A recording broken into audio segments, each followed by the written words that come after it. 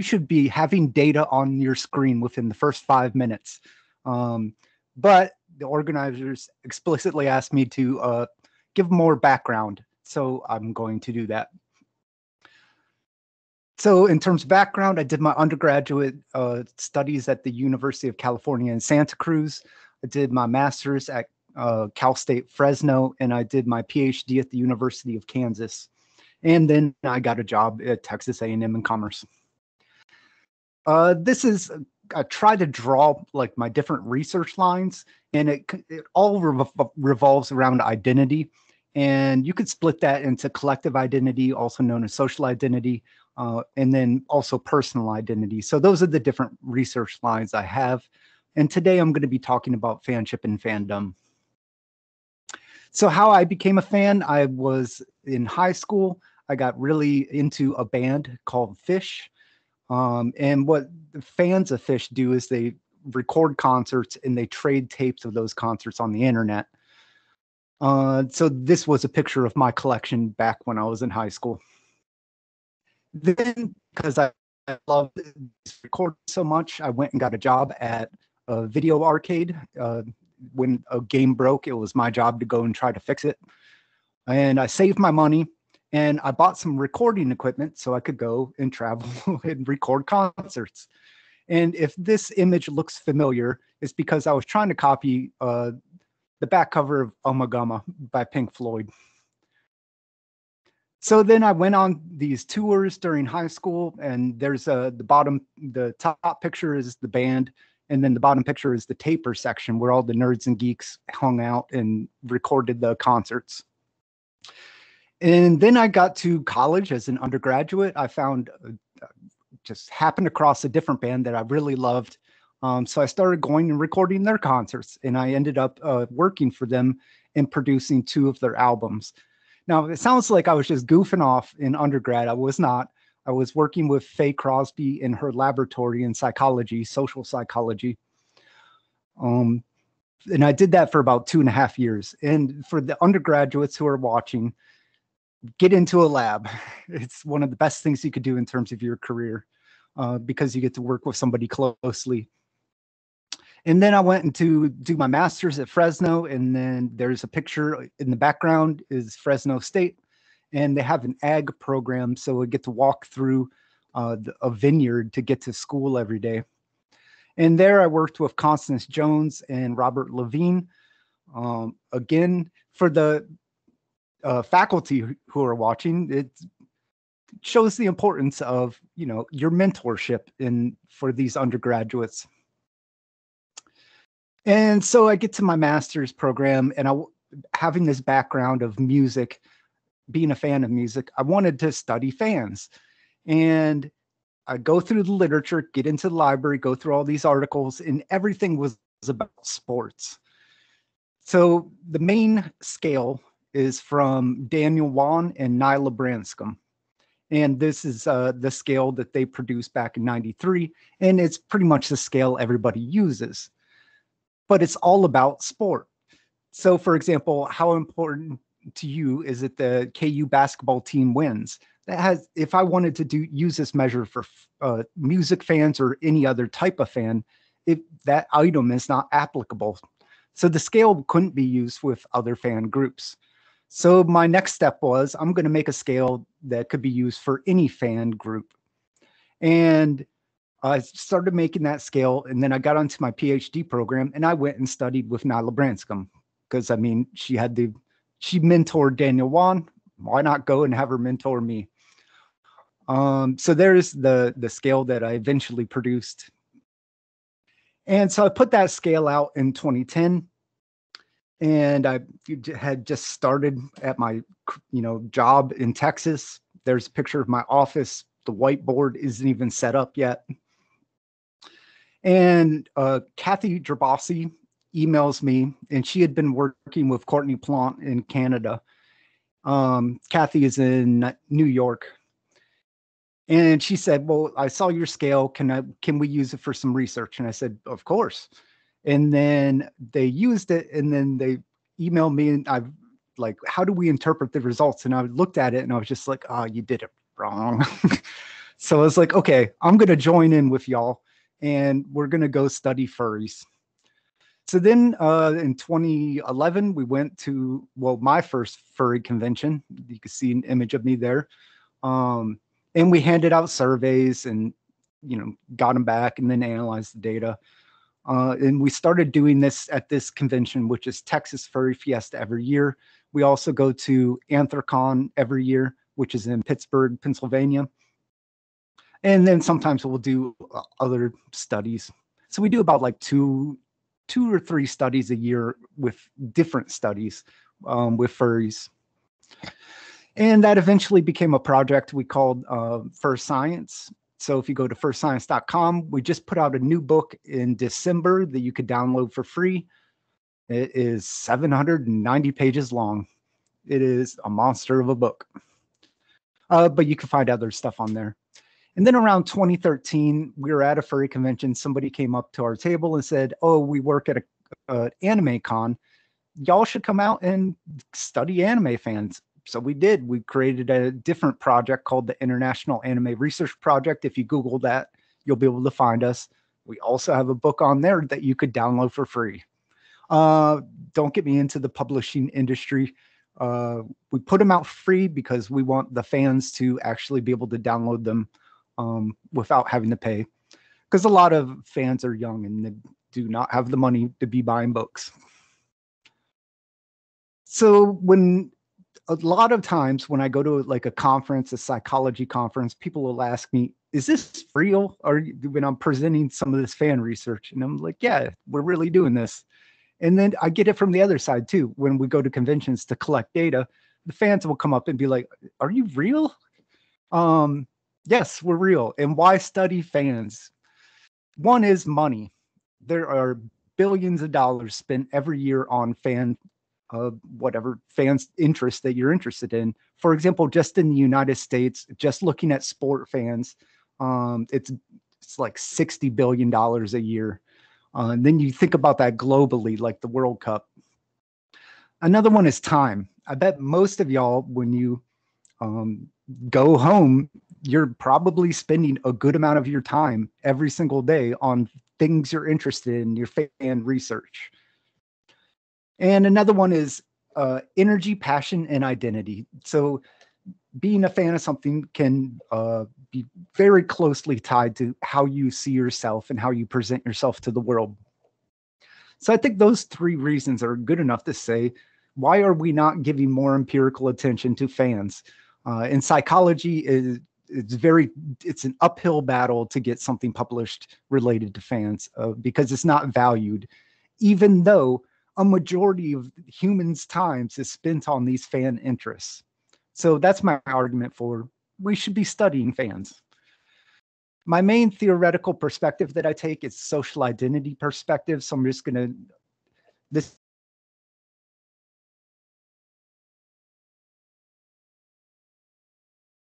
it's from Henry Tajfel. One is in-group identification. So you could think of yourself as an individual and you could think of yourself as a group member. And in-group identification is how connected do you feel to the group? How psychologically connected are you to the group? Also, we want to belong to positive and distinct groups. So his graduate student, John Turner, continued doing research on this after Tajfel died. And the one thing, then he put out self-categorization theory. And the one thing I want to say about that is the more you, in group identification, the more you identify with the group, the more likely you are to follow the group norms. So we have all these different identities that we switch between throughout our day. And once an identity becomes salient in a given moment, in a given context situation, the more you identify with that group, the more likely you are to go along with the group norms, whatever those norms are. So in my research, I make a distinction between fanship and fandom. So fanship is that scale I created in 2010, is how much you love the thing, whatever that thing is. So in this, here are some example items from measuring it for anime fans. So it's how much do you feel connected to anime? Fandom is how much do you feel connected to the group? Social identity. And there's some example items in terms of how much in-group identification do you have with anime. So fanship, I love anime. Fandom is I love the anime community. And the two are very highly correlated with one another. But there is a distinction in terms of you can do a factor analysis and you could see different factors. And they're related to different things when we pit them against each other in regression analyses. Oh, I'm getting way too in the stats. Sorry. Okay, so data finally. What motivates fans? In this study, we looked at furries, we looked at anime fans, and we looked at fantasy sport fans. And we had 8 items, motivations, why are you a fan, from Daniel Wan's research. Again, Daniel Wan is the biggest name in psychology in terms of fan research, but he only does sport. So we included his 8 factors, and we included 2 that we came up with because we were looking at more unique fandoms. One being, I'm seeking attention. That's why I'm a fan of this thing. Another one being sexual attraction, being sexually attracted to whatever the content is. So in terms of just the mean levels of why people are fans, escape from everyday hassles of life and entertainment are the 2 highly rated across the board for these 3 fandoms. Then what we looked at was, do these motivations predict your degree of identification or connection to the group? And the main overall predictor, again, across all of the groups, was belongingness. So why do we belong to these fan communities? Is because we feel like we have a place where we can meet like-minded people and feel like we belong. So that's what motivates fans for the most part. Another theory of motivation for why we identify strongly with groups is called optimal distinctiveness theory. And they say there are 2 competing dimensions or factors. One is we want to feel like we belong. Another one is we want to feel like we're distinct or unique. So you don't want to be the weirdo who's overly distinct, but you don't want to be a cog in the machine where you overly belong. So we join groups and identify with groups that meet this kind of middle ground. That's basically so optimally distinct. In this study, we measured it with anime fans. We've also done the exact same thing with furries and found the exact same results. It is anime fans who feel like they are distinct and they feel like they belong are the most identified with their group. So for motivation, the main ones are entertainment, escape, but also belongingness and distinctiveness. And we see similarities across groups, because this is a common theme in my research that in terms of when I came in, it was all sport. And I was like, well, is there a difference between a sport fan and an anime fan? In terms of the psychological processes, I've not seen any differences. So the furries, in terms of how they feel connected to groups and how they interact within their groups, is basically the same as sport fans. So the psychological processes are the same across groups. And we're seeing this initially in this talk on just motivation alone. So some fan groups are looked down upon, and we were wondering, well, why are they stigmatized? Why are some groups stigmatized? And I really like this idea of prototypicality. There's the definition of prototypes from John Turner. And the paper that I was basing this research on was this 2005 paper, which is about Americans being the default American is white. So if you think of who is an American, you'll think of a white person. And they found that when people think of just the concept of American, they think of white people. And what are the implications of that? One is non-white people are more likely to face discrimination because they don't fit the prototype.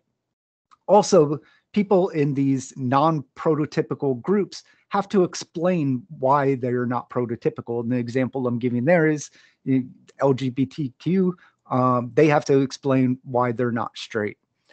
Also, being part of the prototypical group gives you legitimization, which gives you higher status.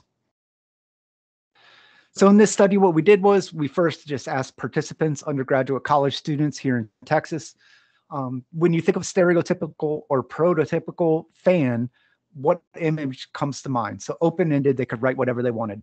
Then we had them rate 40 different groups, and we split it up by sport, the most in America, the most in terms of 10 of sport, 10 music groups, fandoms, 10 media fandoms, and 10 hobbies.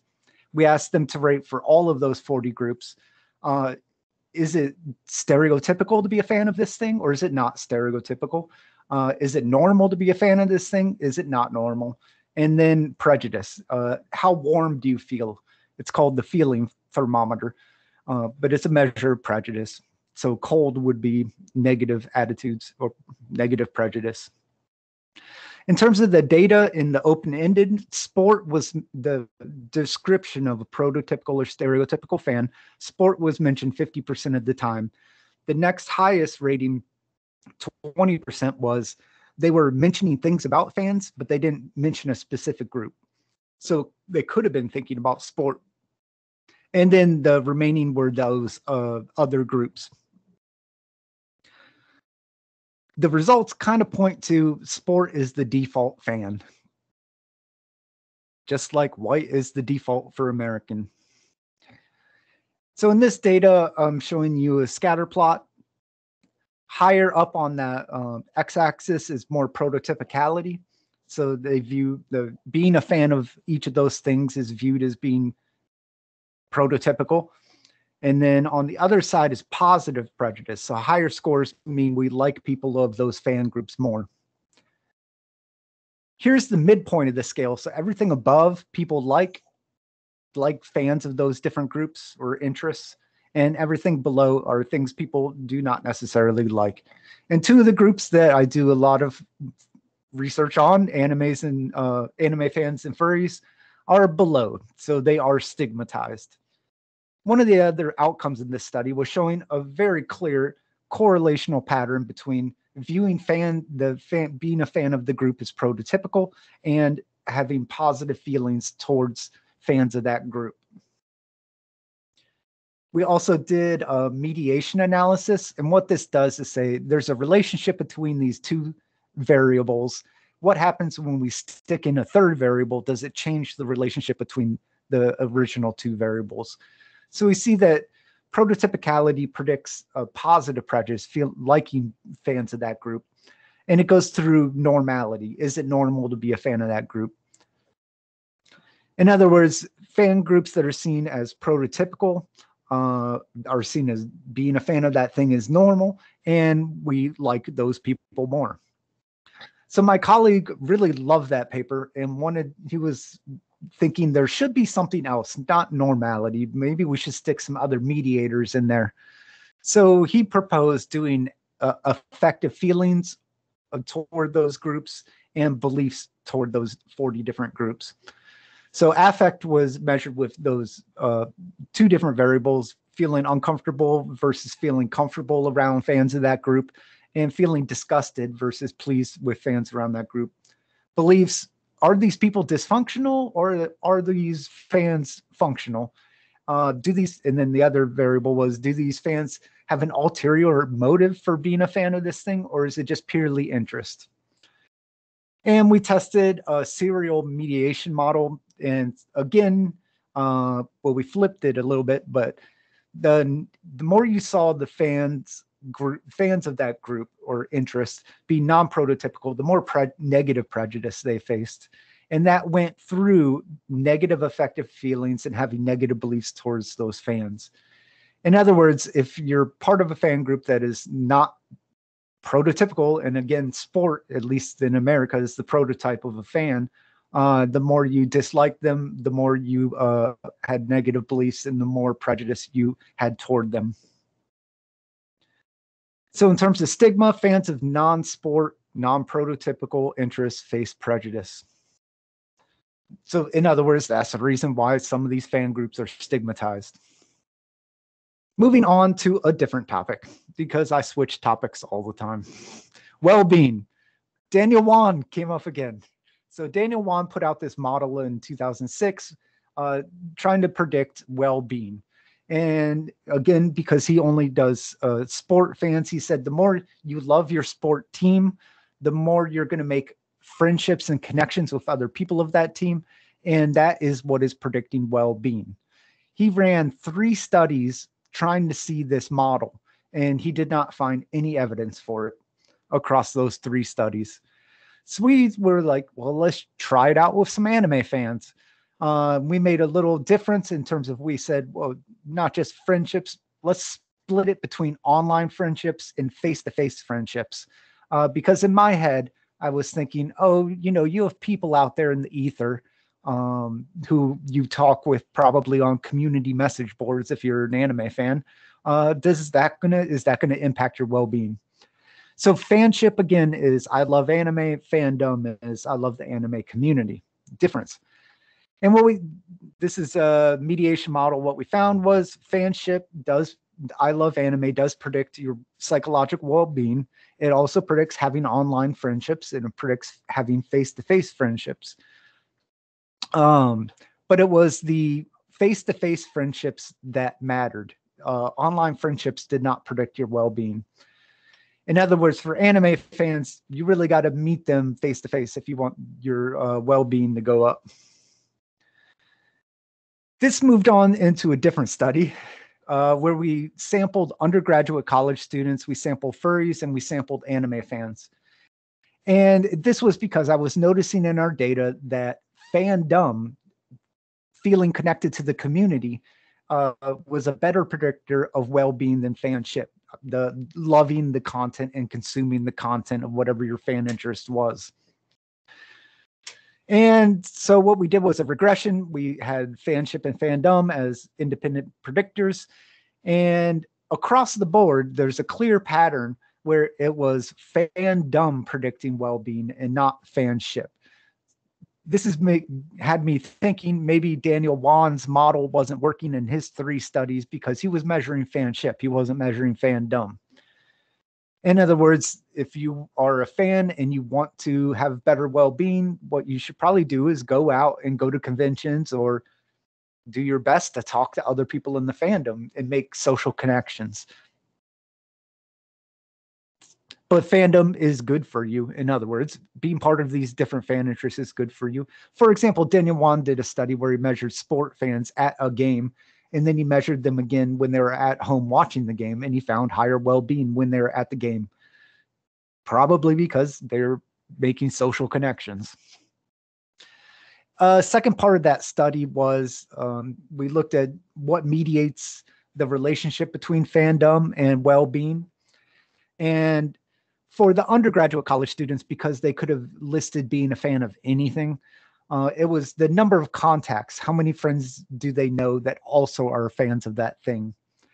For the furries and anime, it was going to in-person events. It was not interacting with other people online, and it was not consuming the media, whatever the media was, in terms of anime and furry media.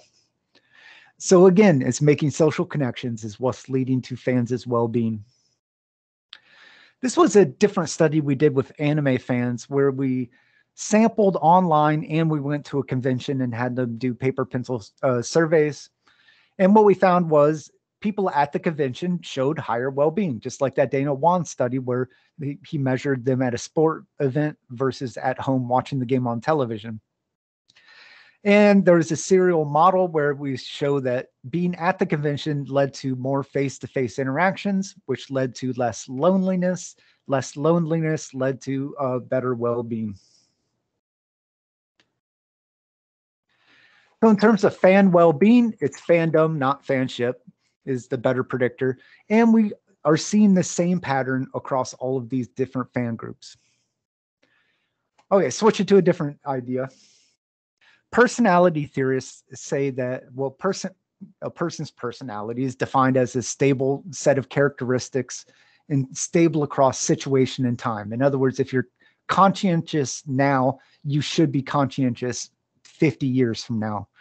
And social identity researchers kind of argue against this idea because personality, we could argue, is part of the norm of the group. So if you think of yourself as a group member, it might change your personality, which goes against lots of personality research. Before I get into that, I should probably describe what a fursona is. So in the furry fandom, about 95% of people have a fursona, which is just a play on words of persona, which is a different alternative identity of yourself. And well, there's a better definition than what I just gave. For example, that's my fursona. And it's usually linked to a species, in animal species, but it doesn't have to be. But basically, everybody in the fandom has one of these things. Some people have a great backstory about their fursona. Other people just use it as an avatar when they're interacting with other people online. Here's the breakdown of the most popular species in terms of what people's fursonas are in the fandom. Hybrid means you could mix different species together, like a wolf dragon. And that's the most popular. But then it goes wolf, fox, dog, big cat, dragon. And there are thousands of these different species. Well, about 1,800. But a bunch of different distinct ones when you add in all those hybrids. So what we did is we said, okay, think of yourself going for furries, samples of furries. We said, think of yourself going to the grocery store, that's your everyday self, and rate your personality. Then we said, think of yourself as your furry fursona and rate your personality. And we did this across 3 studies because we noticed it. We asked everyday self, fursona, right back to back. And then we're like, oh, that could be demand characteristics where they felt like they had to change their personality because we see their personality changing. So then we put it at the beginning, one at the beginning, one at the end. We found the same results. And then we randomly, which one they would rate first, found the same results. Across all 3 of these studies, we find that furries change their personality when they're thinking of themselves in their furry identity, the fan identity, versus thinking of themselves in their everyday identity. And then we said, okay, is this just something weird about furries? So we got a sample of sport fans and we said everyday self versus your sport fan identity. And we see personality change. For furries, the big 5 personality dimensions, all of them went up.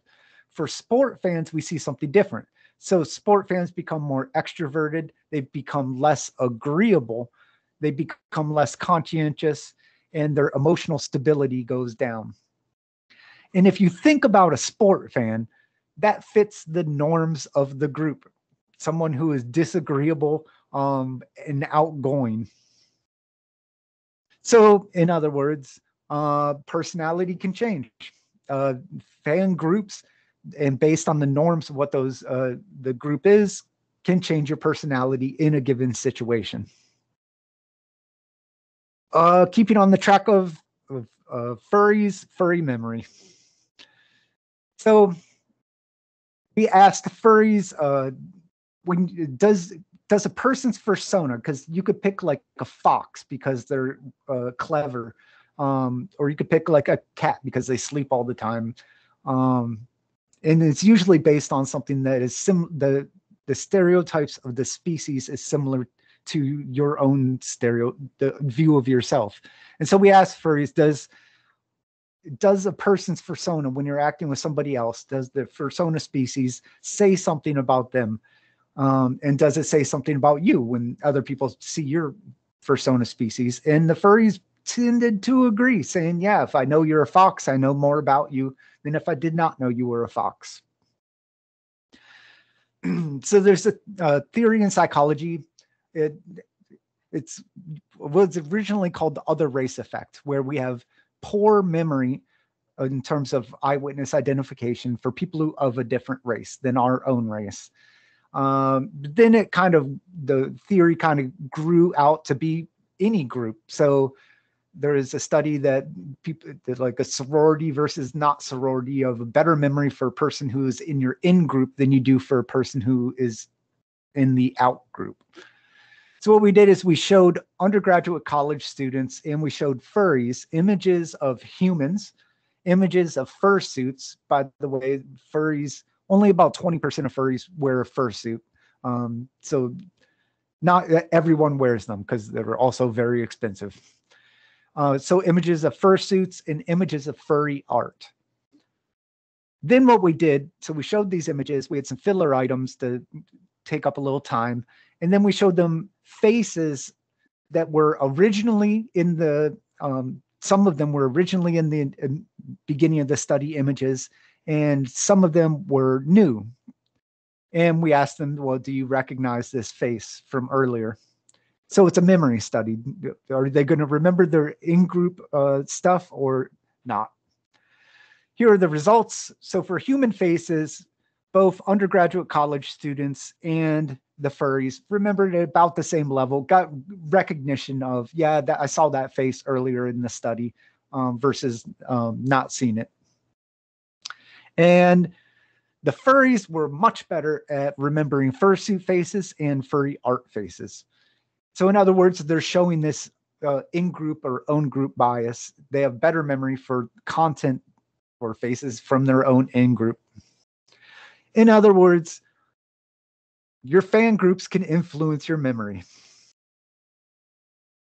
Media effects. So now I'm switching over to anime fans. Anime has a bunch of different genres.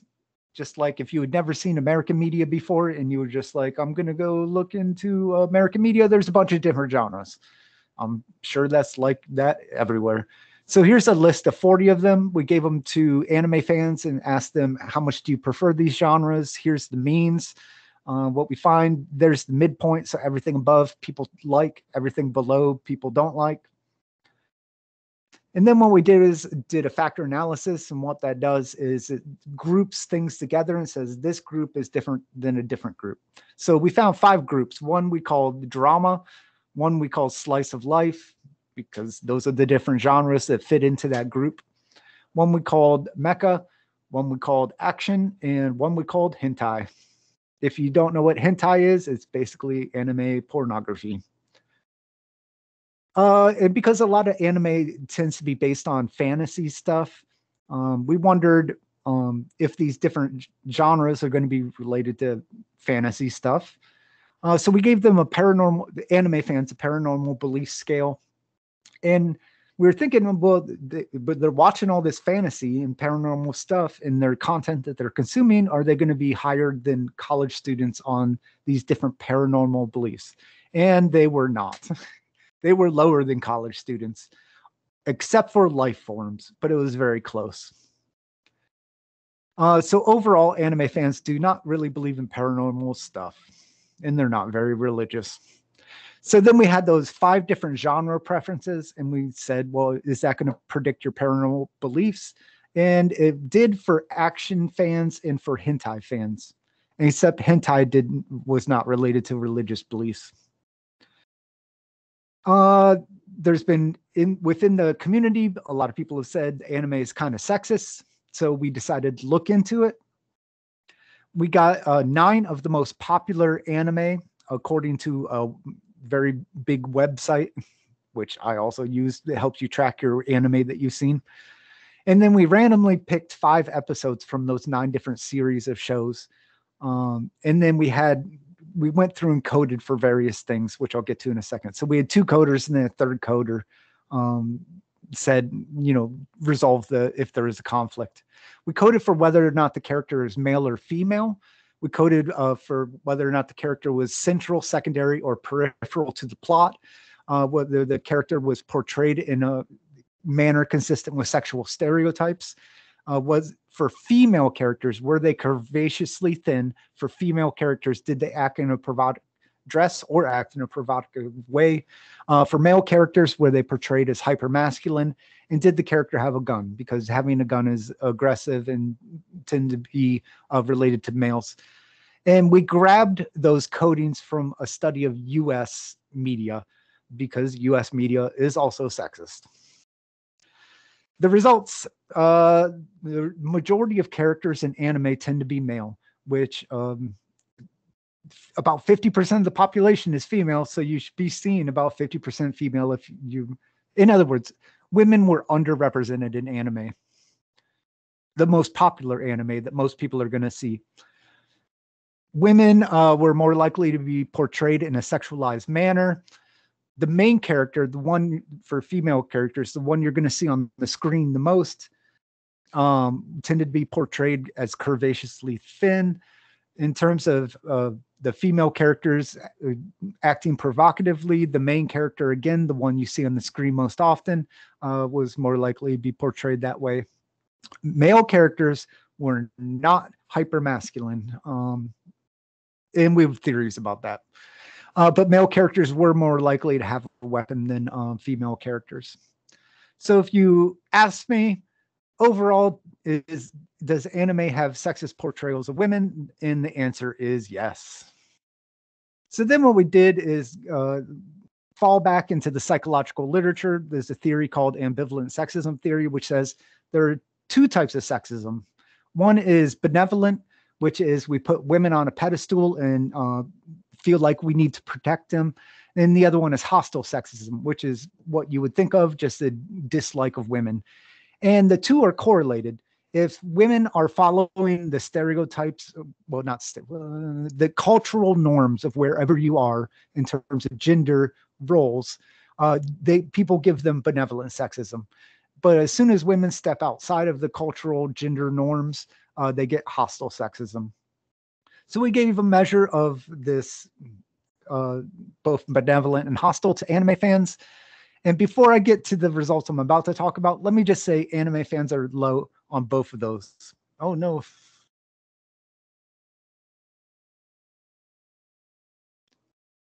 Did that work? Yeah, that worked. Anime fans are lower on both of those compared to business students and compared to a sample of New Zealand residents, which was a huge sample. So the more anime that anime fans consume, the higher they rate on hostile sexism. That's what I'm showing there. The more anime fans consume, the more they like all of the different genres that I've been talking about before. The main mediator for hostile sexism was more hentai you prefer. Well, anime fans prefer. And we see that also in terms of pornography literature, where more violent pornography you watch, the higher people rate on hostile sexism. In terms of benevolent, the more anime people consume, the higher they rate on benevolent sexism. Again, that's wanting to protect and put women on a pedestal. And I already showed that. The main mediators were slice of life. If you've never seen, slice of life is usually, in high school where the dude's trying to get a girl. In action, where it's usually some dude trying to save the woman. So we put that paper out there, and anime fans emailed us and said, you should really look at sexual objectification. So we did. So objectification theory says the more women are objectified in the media, whatever culture you're in, the more likely they will objectify themselves. Numerous studies have shown this effect. In terms of the more you consume that type of stuff, the more you will objectify yourself and objectify other people in terms of paying attention to their bodily appearance. And while this is mostly, the prior theory is mostly based on women, it's also been done with men. It's just a little different. They tend to focus on their body in terms of being ripped and having big muscles. So we measured how much do people consume anime-related content. We measured their genre preferences. We measured self-objective. How much do you objectify yourself? There's an example item. How much do you objectify others?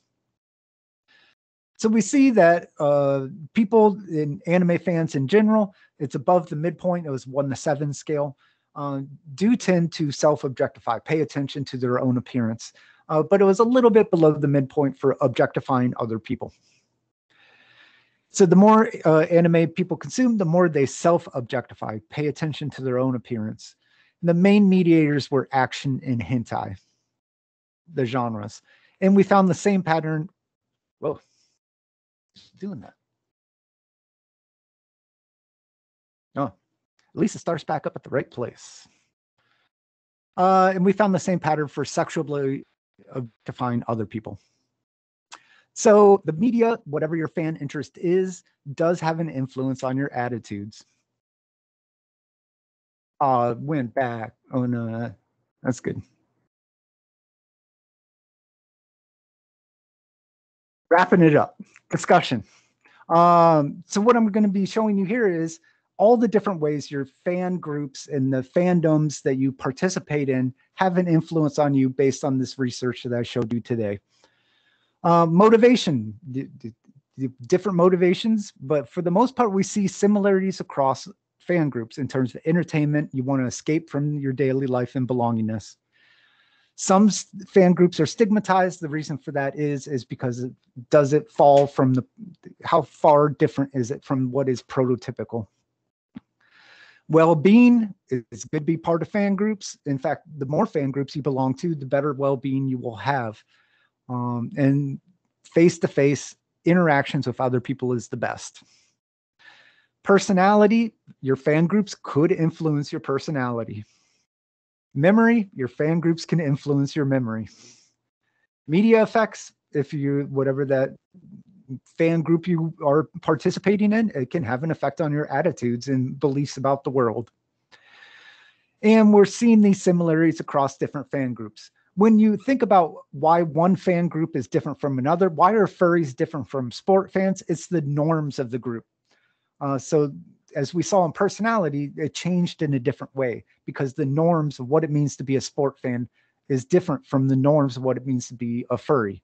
So for furries, it's all about tolerance and loving. And for sport fans, it's about competition.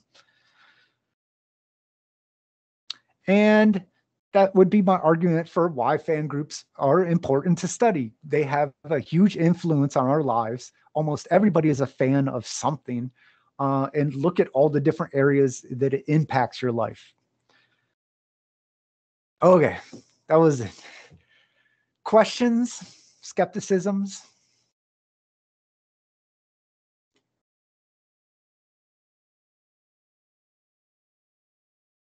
Okay, so I think we can start our Q&A portion.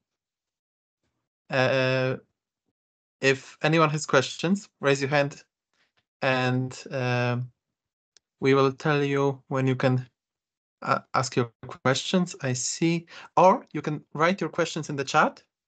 If you don't think you can write them in English, write them in Polish and we will translate them. Okay, so I see we have our first question. You can start asking it.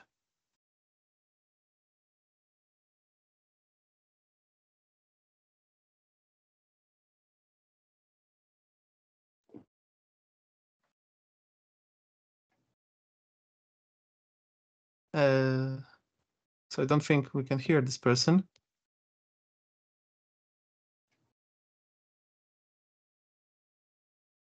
Okay, so maybe does someone else have a question and we can later return to that one? If not, I also have a few questions that we can discuss. We have a question from Justina on the chat. You can read this. Oh, okay.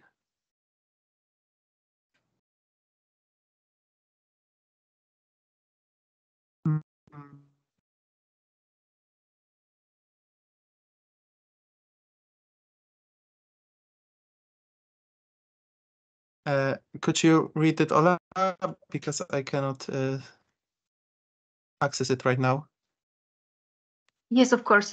So Justina asks, is there any a fandom that you were interested in exploring, but you gave up or postponed your research due to, for example, reluctance of members to take part in the study of difficulties to assessing this fandom? Yes. We started doing research with Star Wars fans. And the first study went great. And then every year subsequently, less and less people. And I think Disney killed that fandom.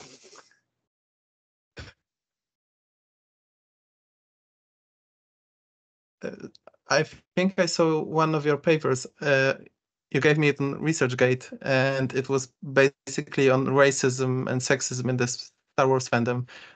Perhaps you could tell us a bit more about the results. Sure. So in the Star Wars fandom, we measured sexism.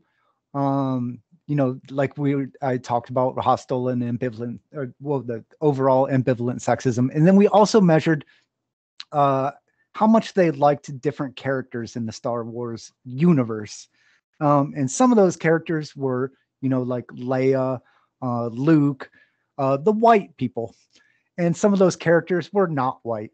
And we found that the more racist and sexist fans were, the more they disliked the non-white people. Except for Leia. There was a weird thing with Leia where she got a little bit of hate. And the reason we think it is because the character of Leia changed from the original trilogy to the later trilogy in terms she did not follow the gender role that women are supposed to have. She became a general and became much more forceful and dominant. In other words, the more fans are racist and sexist. Well, let me broaden out even more. People who tend to hold racist and sexist attitudes may be picking content in their fan media and picking who they prefer in their media based on those attitudes.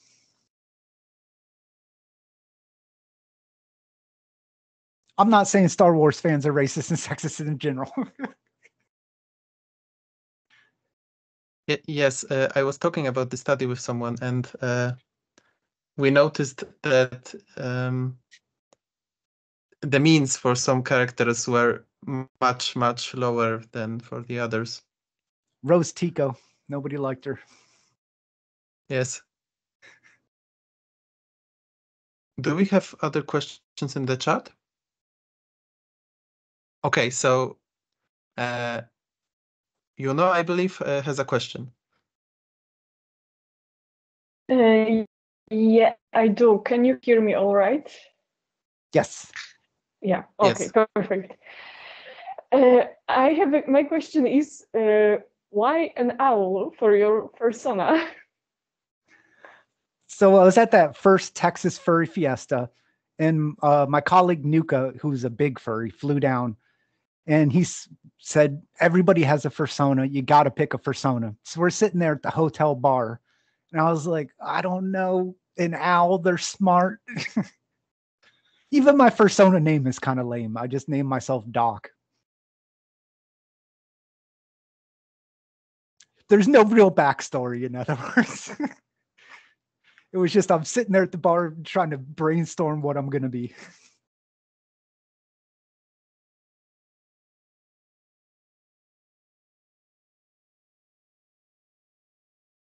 I am not imaginative or creative. I see we have another question in the chat. Have you observed any changes in the attitudes of those around you, other researchers, towards exploring fandoms? What reactions do you encounter when you tell other researchers about the topic of your research? Most of the times they're like, are you really doing that? Is this real? I get that so often. My department does not care. I could do really weird research and they're happy as long as I'm publishing.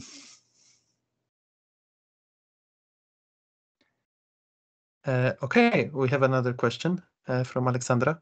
Go for it.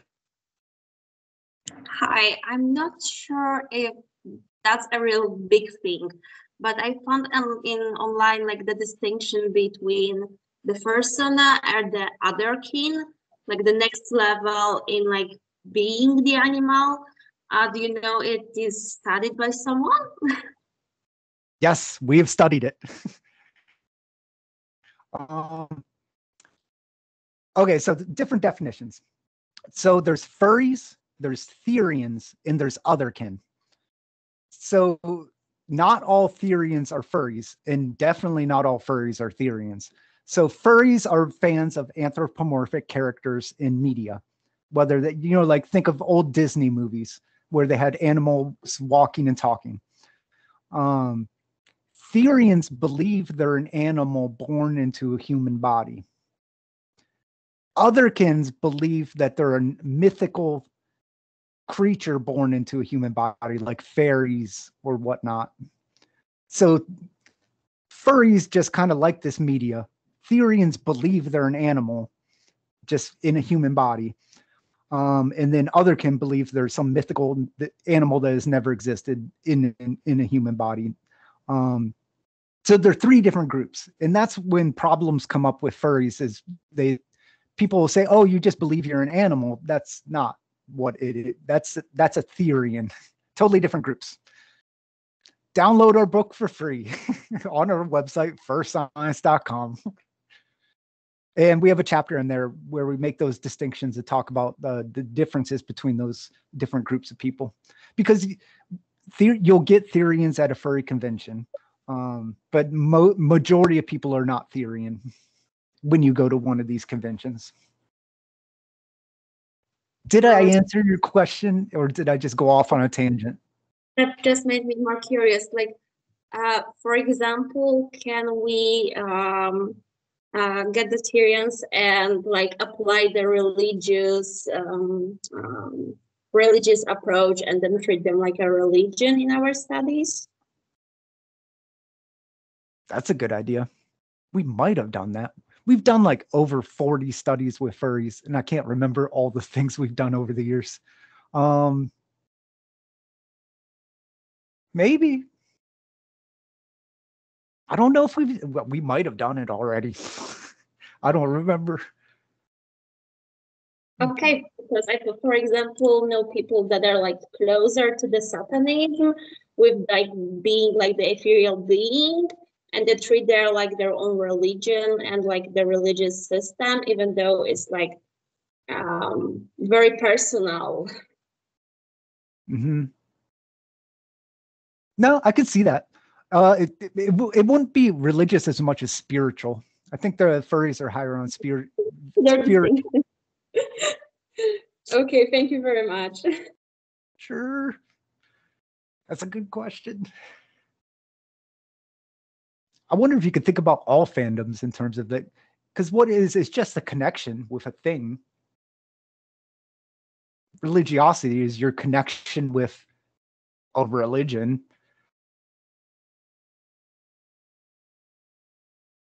I'm probably going to have that was controversial. Probably shouldn't have said that.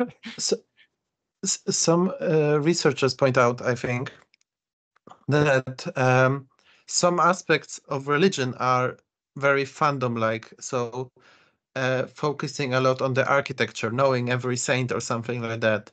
That's very fandom-like in a sense.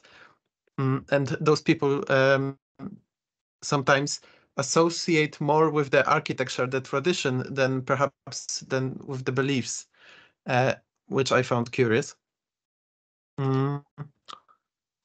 I also think that it's not necessary, because being religious is related to well-being, but it's not how religious you are. It's how much do you associate with other people within your church, or whatever. So that's similar to fandom. It's not how much you love anime, it's how much you interact with other anime fans. Yes. In other words, religion's just another group. Yes. Do we have other questions, perhaps?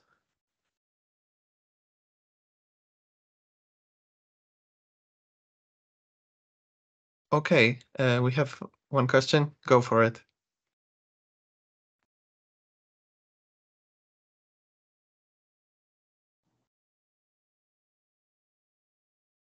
If you're saying something, we can't hear you really.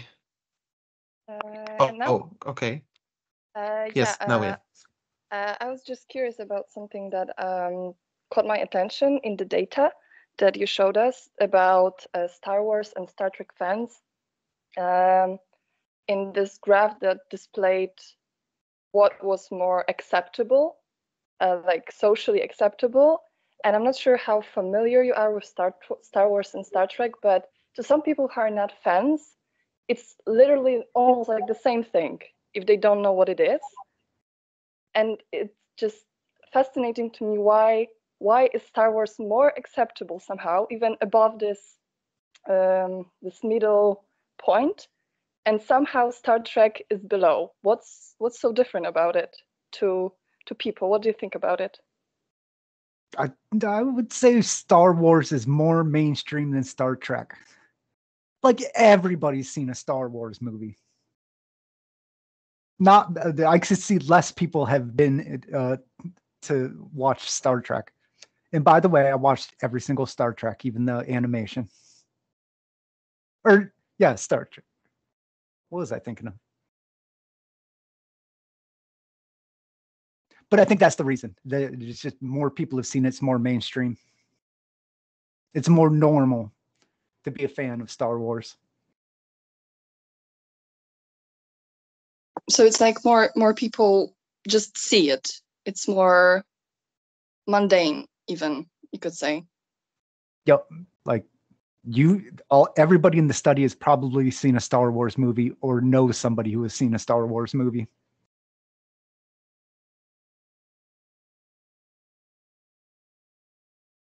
Makes sense. Yeah. Thank you. Sure. And like with the highest one was American football. And that's because I'm in Texas. If I did that study in India, cricket would have been at the top.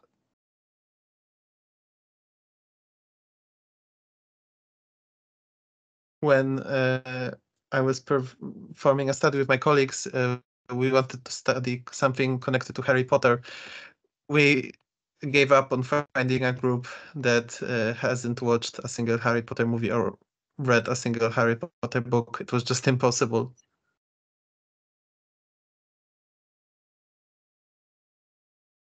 Okay, if we can proceed, we have another question from Shimon. Shimon, go for it. Well, not really a question, but about the Star Wars and Star Trek. I think that Star Wars is more accepted because it's more like fantastical, and Star Trek is more like geeky, technical.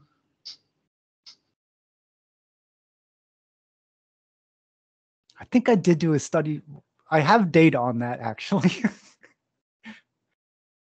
We asked how big of a nerd those 40 different fan groups were, but we never published it.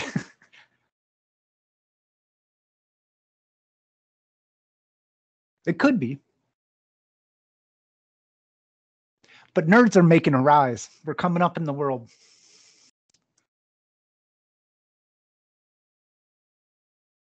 Some people are saying that perhaps something like the Marvel fandom stopped existing the moment Marvel movies got popular, because everybody's now a Marvel fan. And how should we distinguish between us, really? I see we have another question from Ari. Go for it. Okay, can you hear me? Yes. Wonderful. I have this question.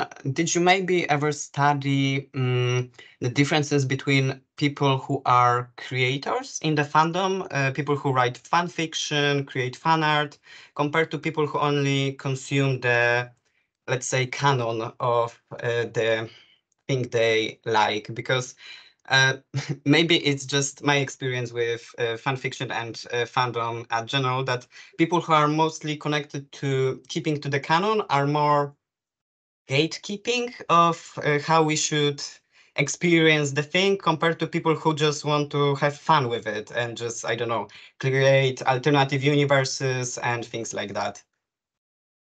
We have, and we did a couple studies with fan fiction.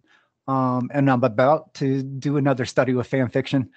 But if you get download the furry book, we get into the artist versus the fan a little bit. So I would direct you there. I don't know. Sure, I just read your anime book, so I think I need to update myself on the Fury book. Yeah, because we measure gatekeeping, and I don't know if the content creators would be bigger gatekeepers. I'm sure I have that data, at least for furries. Email me and I'll go look at the data. And I could tell you if they're bigger gatekeepers. Sure, thank you. So, does anyone else have a question?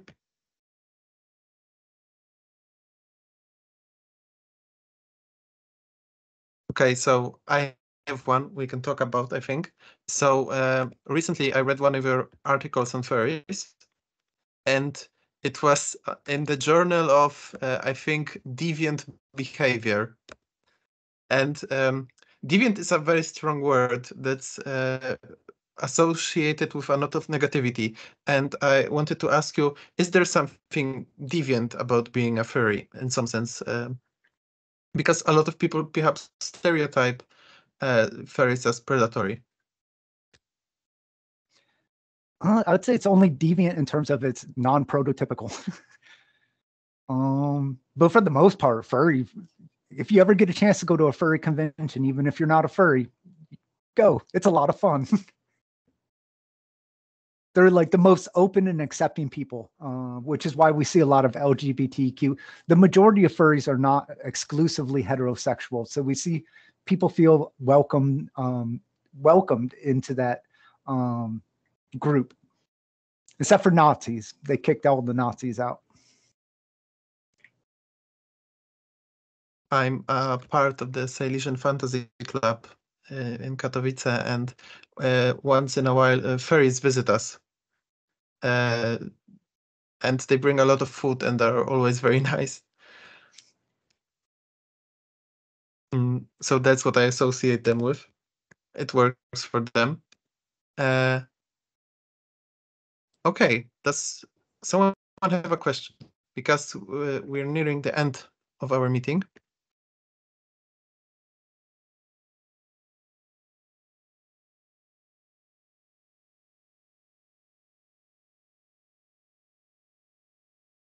Okay, so I think this was a very productive discussion, and generally, I think everything you told us had a lot of value for me, and I think for other people too here. We have 22 people with us. That's quite a lot for this type of meeting. If you look at it, especially that it's the beginning of the semester for us here, so there are always less people then, and you gathered quite a crowd. So Cool. thank you very much. It was very, very interesting. So I think, yes, thank you. And this is the end of our meeting. Cool. Thank you. Thank you Thank very you. much.